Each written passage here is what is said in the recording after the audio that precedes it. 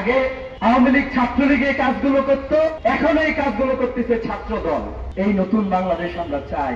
আমরা একটা শিক্ষা ব্যবস্থার পরিবর্তন চেয়েছিলাম, কিন্তু আমরা দেখেছি এই শিক্ষা ব্যবস্থার পরিবর্তন এখনো হয় নাই।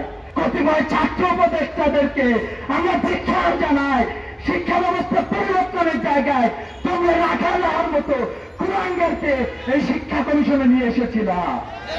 জুলাই বিপ্লবের আকাঙ্ক্ষা তোমরা মলিন করেছো। যদি আগামীতে তোমরা ষড়যন্ত্র করতে চাও, ইতিহাসের রাস্তা করে তোমরা নিক্ষিপ্ত হবা। 2018 সালে যেদিন নির্বাচন হয়, সেদিন নোয়াখালী সুবর্ণচরে আমরা একজন নারীকে ধর্ষণের ঘটনা শুনেছিলাম। বিরোধী পক্ষকে ভোট দেওয়ার কারণে তাকে ধর্ষণ করা হয়েছিল। বাংলাদেশের সকল দল মতের মানুষ এটার বিরুদ্ধে অবস্থান গ্রহণ করেছিল। ছাত্র দলের নেতৃবৃন্দ এবং তাদের কর্মীদেরকেও এই ধর্ষণের বিরুদ্ধে অবস্থান গ্রহণ করতে হবে।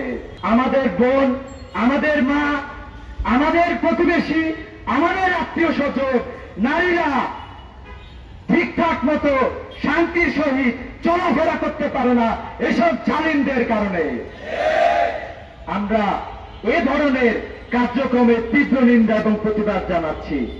ইসলামী ছাত্র শিবিরের প্যানেলে যে 4 জন নারী এসেছে, তাদের প্রত্যেককে তারা বিভিন্নভাবে অনলাইনে বুলিং করার মাধ্যমে তাদের মনোবল ধ্বংস করার চেষ্টা করেছে।